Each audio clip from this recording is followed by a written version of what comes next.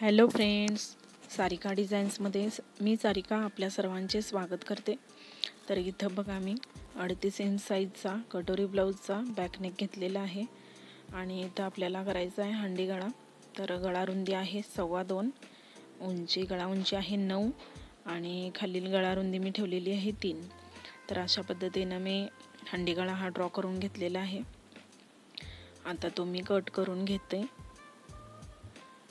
इथं खूपच सुंदर असा हंडी गळा मी आज बनवणार आहे। फक्त नॉट्स म्हणजे दोरी आणि लेस वापरून बघा मी हंडी गळा कट करून घेतलेला आहे।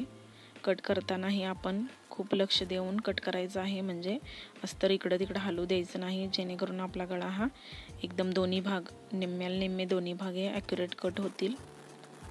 बघा अशा पद्धतीनं। आणि आता आपण आता फॅब्रिक वरती अटॅच करून घेणार आहोत उलट सुलट पद्धतीनं, म्हणजे फॅब्रिक आपल्याला ठेवायचं आहे सुलट आणि त्यावरती अस्तर ठेवायचं आहे आणि आहे तसा गळा आपल्याला स्टिच करून घ्यायचा आहे। समान अंतरावर टिप मारायची आहे, जेणेकरून आपल्या गळ्याचा आकार बिघडणार नाही।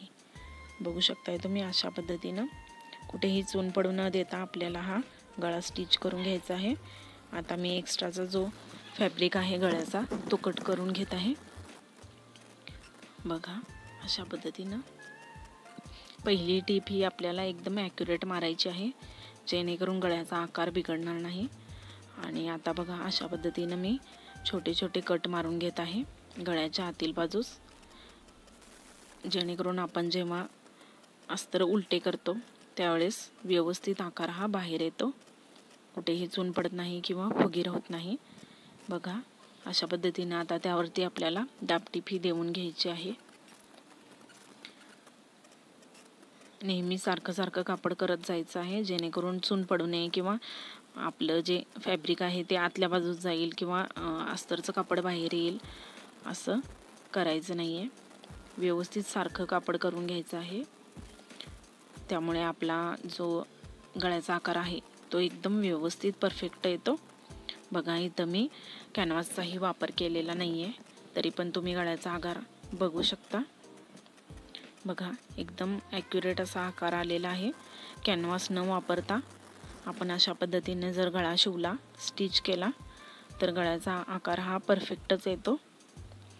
आता मी तिन्ही बाजूंनी साईड स्टिचिंग करून घेत आहे आणि एक्स्ट्राचं जे फॅब्रिक आहे ते मी कट करून घेणार आहे। बघा अशा पद्धतीनं व्यवस्थित कापड आपण नेहमी पसरून टिप मारायची आहे, जेणेकरून चुन्या पडणार नाहीत कुठेही।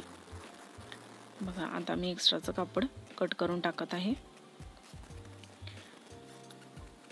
ब्लाऊजला डिझाईन असो वा नसो, या पद्धतीने जर तुम्ही अस्तर हे स्टिच केलं कापडावरती तर कुठेही चून पडत नाही आणि आपलं शिवणही खूपच सुंदर दिसतं। बघा आपला बॅकनेक हा पूर्ण रेडी झालेला आहे, वर्कसाठी रेडी आहे। आता आपण गळ्यावर कोणत्याही प्रकारची अशा गळ्यावरती डिझाईन करू शकतो। इथे मी दोरी वापरलेली आहे बघा, बारीक गोल्डन कलरची, आणि गोट लावायच्या ऐवजी हा ऑप्शन आपल्यासाठी असू शकतो की दोरी लावली की गोटचा आपल्याला तिथं लुक येतो। बघा एकदम गळ्यालगच शेजारी आपल्याला ही दोरी अटॅच करायची आहे टिप मारून। टिप किंचितशी मोठी केलात तर सहजपणे टिप ही दोरीला बसते, नाहीतर साधी जर मशीन असेल आपल्याकडे तर ती थोडी अडकल्यासारखी होते किंवा चुरगाळल्यासारखी होते, तर टिप थोडी मोठी करून घ्यायची आहे, जेणेकरून ही दोरी व्यवस्थित मशीन खाली सापडते आणि आकारमध्ये व्यवस्थित बसते। बघा अशा पद्धतीनं माझी पूर्णपणे गळ्याला दोरी लावून झालेली आहे। दोरी लावून झाल्यानंतर तुम्ही लुक बघा, नक्कीच तुम्हाला वाटत असेल की मी गोट लावलेला आहे। बघा खूपच छान।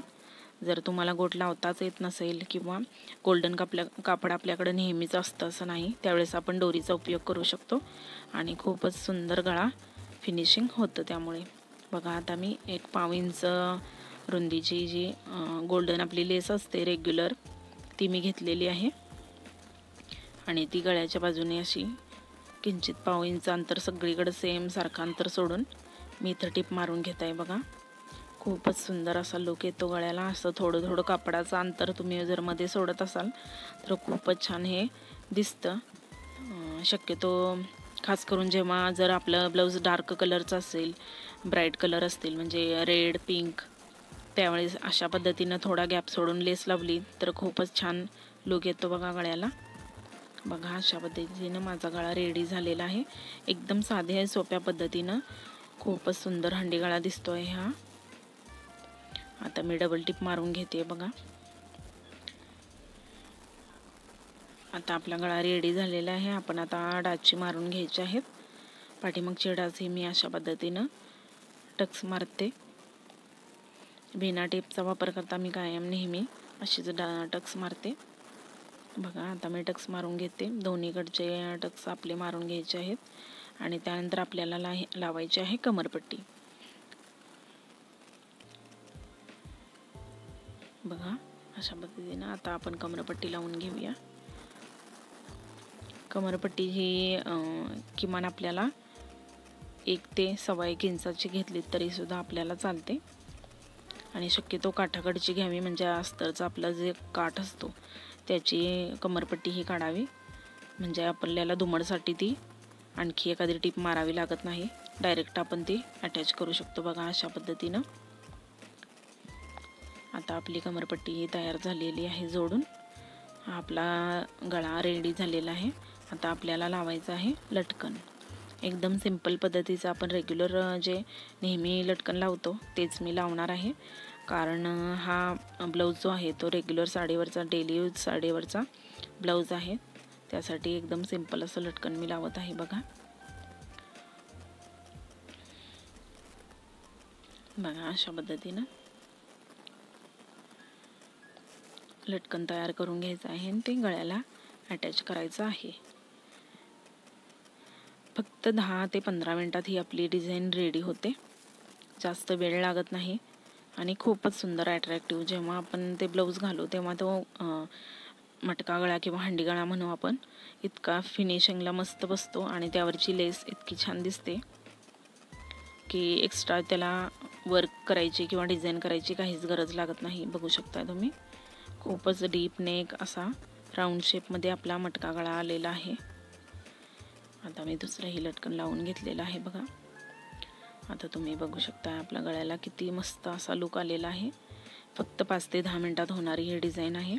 कधीही आपण पटकन डेली यूज वापरासाठी ज्या साड्या असतात त्या ब्लाऊजवरती ही डिझाईन बनवू शकतो आणि खूपच सुंदर असा लुक आलेला आहे. बघा डोरीचं लेस लावलेली आहे आणि त्यानंतर थोडीशी किंचितशी मोठी लेस लावलेली आहे. खूपच सुंदर हा गळा झालेला आहे. बघा फक्त 10 ते 15 मिनिटात. आजची डिझाईन तुम्हाला कशी वाटली हे कमेंट करून नक्की सांगा. आवडली असल्यास लाईक करा, शेअर करा आणि चॅनेलला सबस्क्राईबही करा. आणि व्हिडिओ पाहिल्याबद्दल धन्यवाद.